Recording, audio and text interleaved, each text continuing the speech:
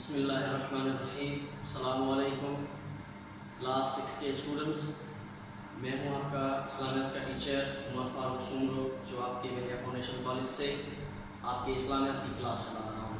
جیسے کہ آپ کو پتہ ہے کہ ہم نے واٹس ایپ گروپس بھی بنائے ہیں اور اس کے علاوہ یوٹیوب چینلس پر بھی ہم نے ایک چینل اپنا بنایا ہوا ہے، تو آپ سب کو اپنے گروپس میں وہ لنک ڈسکرپشن میں بھیجی گئی ہے۔ آپ سب کو جو بھی ہماری انفارمیشنل ویڈیوز ہیں، ایجوکیشنل ویڈیوز ہیں، وہ واٹس ایپ گروپس پر بھی اپلوڈ کی جائیں گی، آپ وہاں سے بھی وہ ویڈیو دیکھ سکتے ہیں۔ اور اس کے علاوہ آپ کو یوٹیوب چینل بھی اپنا سبسکرائب کرنا چاہیے اور اس سے بھی اپنی انفارمیشنل ویڈیو لینی چاہیے۔ سو گائز اسٹارٹ کرتے ہیں۔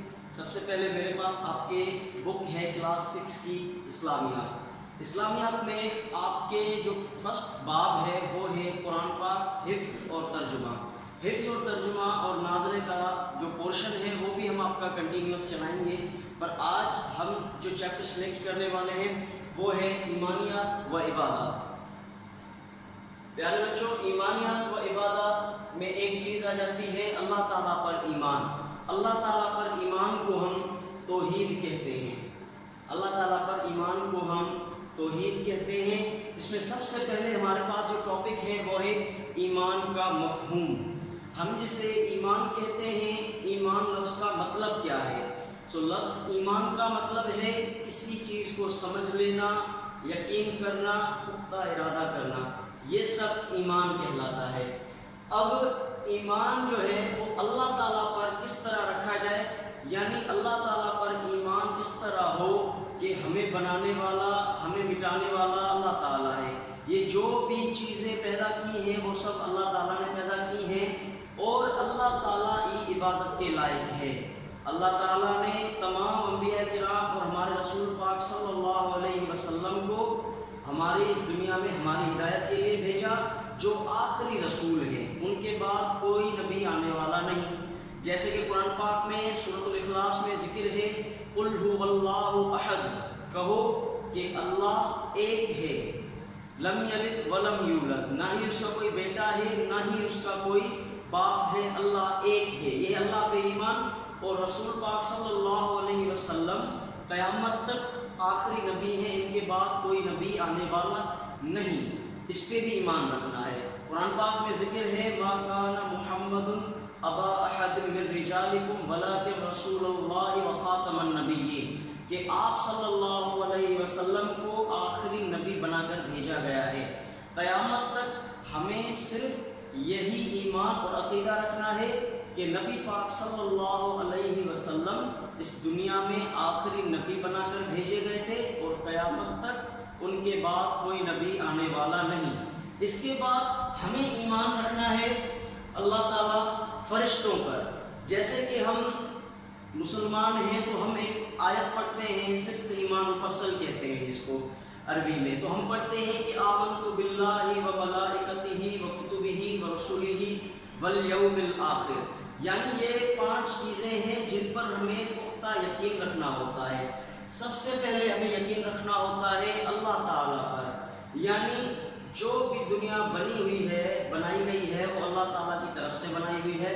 ہمیں رزق روزی دینے والا، عطا کرنے والا اللہ تعالیٰ ہے، ہمیں نفع اور نقصان اللہ تعالیٰ ہی دینے والا ہے۔ اور ہمیں یہ ارادہ اور یقین پختہ رکھنا ہے کہ اللہ صرف ایک ہے، اللہ صرف ایک ہے اور ہم اس کی عبادت کرتے ہیں۔ جیسے ہم سورۃ الفاتحہ میں پڑھتے ہیں ایاک نعبد و ایاک نستعین، اے اللہ ہم تجھ سے مدد مانگتے ہیں اور تجھ ہی کی عبادت کرتے ہیں۔ اور دوسری جگہ میں پڑھتے ہیں لا الہ الا اللہ وحدہ لا شریک لہ، یعنی اللہ صرف اور صرف ایک ہے، اس کے علاوہ کوئی شریک نہیں۔ شریک کا مقصد ہوتا ہے شامل ہونا۔ اگر آپ سپوز کر لیں کہ آپ کے ایک وقت میں 2 ٹیچرز موجود ہوں کلاس میں بورڈ پہ، اور کچھ ایک اساتذہ، ایک استاد آپ کے اس رو کو پڑھائے اور دوسرا استاد آپ کے اس رو کو پڑھائے، تو اگر ایک وقت پہ 2 ٹیچرز ایک کلاس میں موجود ہوں گے تو آپ کو بات سمجھ میں کم آئے گی، وہ کلاس چل نہیں پائے گی زیادہ۔ ایسے ہی اگر ہماری گورنمنٹ ہے تو ہمارے ملک کا پرائم منسٹر بھی ایک ہی ہوگا تو ہی ملک ٹھیک سے چلے گا، پر ایک وقت میں کبھی بھی 2 پرائم منسٹرز ہم نہیں کر سکتے۔ اگر ہم 2 پرائم منسٹرز رکھیں گے تو ہر ایک کی سوچ اپنے مطابق ہوگی، فیصلے اپنے حساب سے ہوں گے۔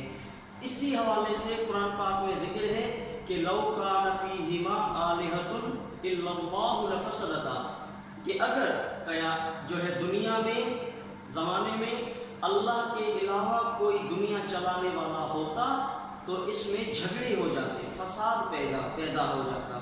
تو اللہ ایک ہے اور اس کا کوئی شریک نہیں۔ دوسری چیز، رسول پاک صلی اللہ علیہ وسلم ہم مسلمانوں اور تمام عالم انسانیت کے لیے رہبر اور رحمت بنا کر بھیجے گئے ہیں۔ اس پر بھی ہمیں یقین رکھنا ہے کہ قیامت تک اب ان کے بعد کوئی نبی آنے والا نہیں۔ اور فرشتے، کہ ہمیں یہ بھی یقین رکھنا ہے کہ اللہ تعالیٰ کی پیدا کردہ مخلوقوں میں سے فرشتے بھی ایک ایسی مخلوق ہیں جو اللہ تعالیٰ کے حکم سے، جو اللہ تعالیٰ یعنی ان کو حکم کرتے ہیں وہ کر دیتے ہیں۔ ہم انسان ہیں، ہمیں اللہ تعالیٰ نے عبادت کا حکم دیا ہے، کبھی ہم چوکتے ہیں، کبھی دیر سے کرتے ہیں، پر فرشتوں میں یہ چیز نہیں۔ فرشتوں کو اللہ تعالیٰ جو حکم کرتے ہیں، فرشتے اسی وقت وہ کام پورا کر لیتے ہیں، اور ہمیں یہ بھی ایمان رکھنا ہے۔ اس کے بعد کتابوں پر ایمان۔ کتابیں یعنی کون سی کتابیں؟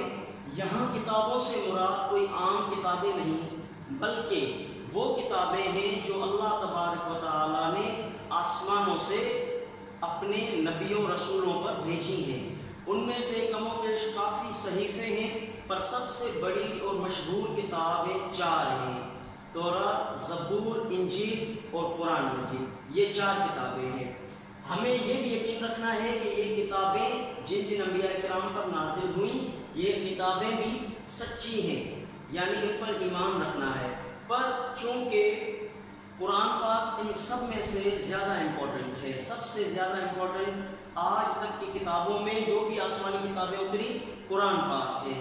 کیوں کہ تورات، زبور اور انجیل، ان کتابوں میں جو بھی قومیں تھیں، ان نبی کے دنیا سے رخصت ہو جانے کے بعد انہوں نے تمام ان کتابوں میں اپنے حلف سے، اپنے ہدف سے ان میں ترمیم کر دی، چینجنگز کر دی۔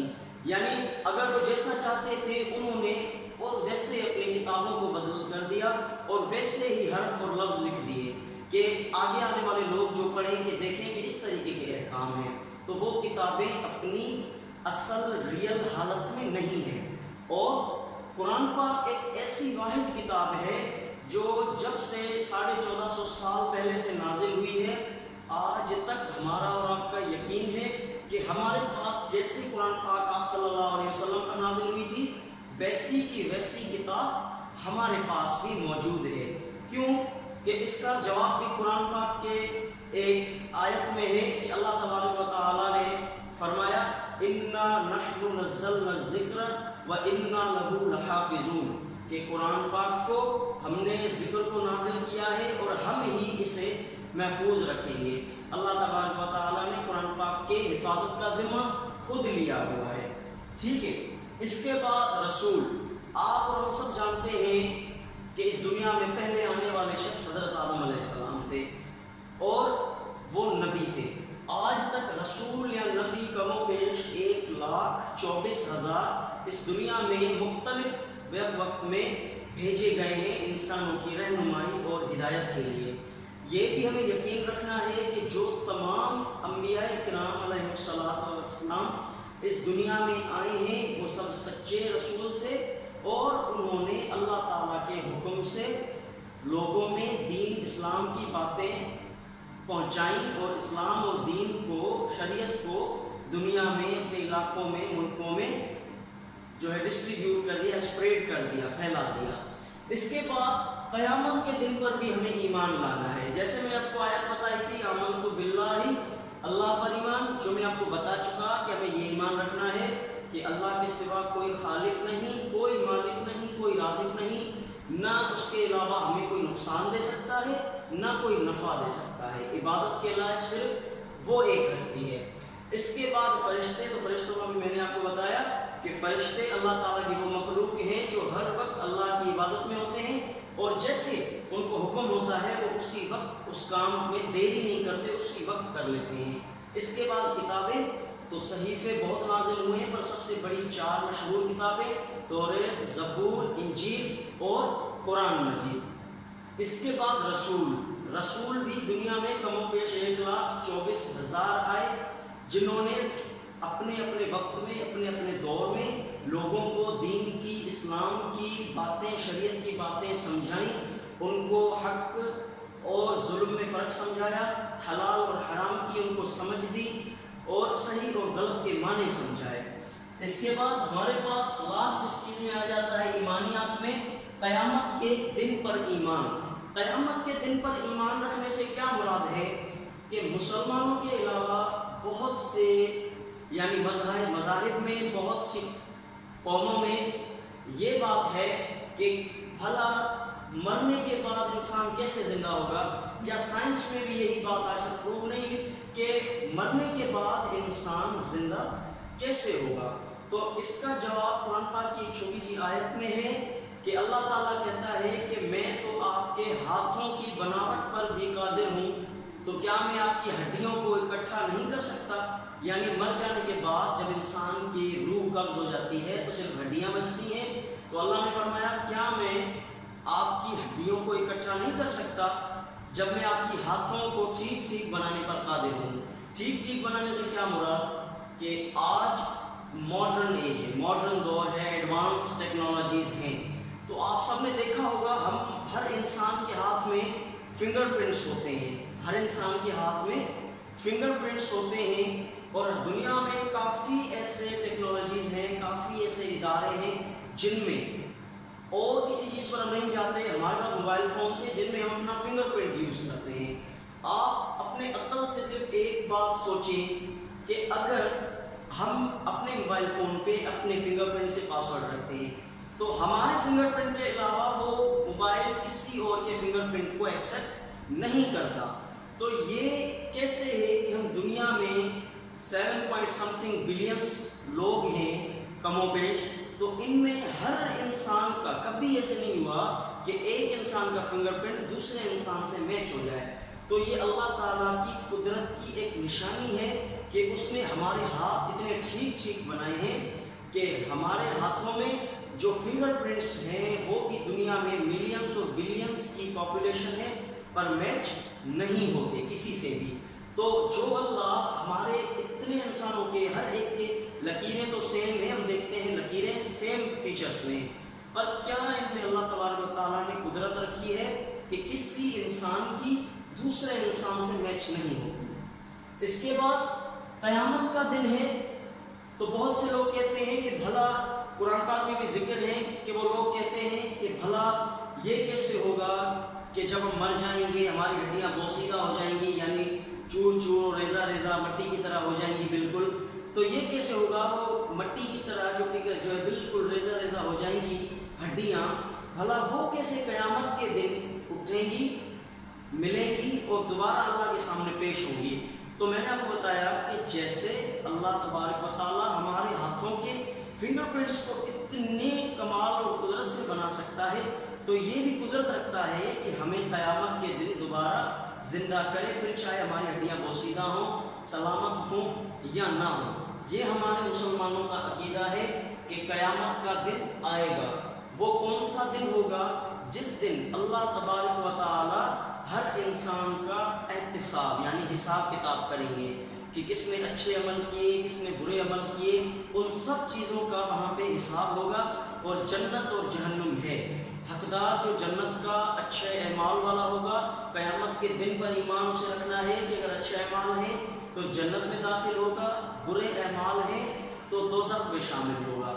اور ایک بات یہاں پہ آ گئی، اللہ تعالیٰ پر ایمان رکھنے سے میں نے آپ کو بتایا وحدہ لا شریک لہ، کہ وہ اکیلا ہے، اس کا کوئی شریک نہیں ہے۔ پر اگر آپ کسی کو اس کے ساتھ شریک کر دیتے ہو تو آپ پہلے کلمہ پڑھتے ہو لا الہ الا اللہ، کہ نہیں ہے کوئی معبود، لا الہ کوئی معبود نہیں ہے، کوئی عبادت کے لائق نہیں ہے، کوئی ہمارا خالق مالک نہیں ہے، الا اللہ صرف اللہ ہی ہے جو عبادت کے لائق ہے۔ اور اس نے ہمیں انسانوں کو اور فرشتوں کو پیدا ہی اپنی عبادت کے لیے کیا ہے۔ اب اس عبادات میں ہمارے پاس توحید، نماز، روزہ، زکوٰۃ اور حج آ جاتے ہیں۔ ان کو ڈیفائن کرنے سے پہلے ہم اپنے سیکنڈ نمبر ٹاپک کافر اور منافق کے درمیان فرق، یہ بھی ایک امپورٹنٹ ٹاپک ہے، اللہ تعالیٰ پر ایمان رکھنے سے ریلیٹڈ ہے کہ کافر کیا ہوتا ہے اور منافق کیا ہوتا ہے۔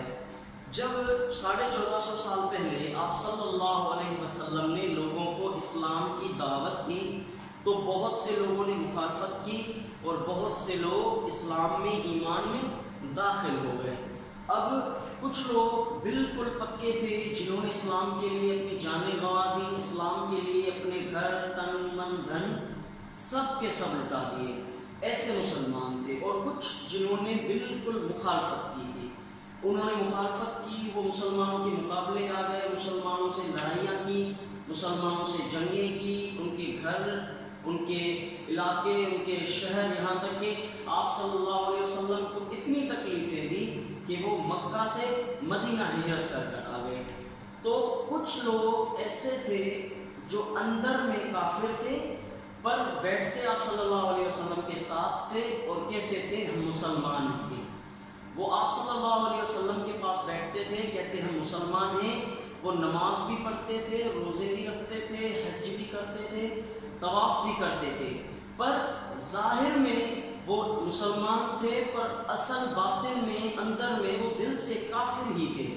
اس کا ذکر بھی قرآن پاک میں اللہ تعالیٰ نے فرمایا اذا جاءک المنافقون قالوا نشہد انک لرسول اللہ، کہ وہ منافق آتے تھے تو کہتے تھے کہ ہاں ہم آپ صلی اللہ علیہ وسلم کو سچا رسول مانتے ہیں، حالانکہ وہ اندر میں منافق ہوتے تھے۔ منافق یعنی نفاق کرتے تھے، ان کی کہنے کی بات کچھ اور ہوتی تھی اور ان کے دل میں جو ہے وہ بات کچھ اور ہوتی تھی، اندر میں وہ کافر ہی تھے، اسے منافق کہا جاتا ہے۔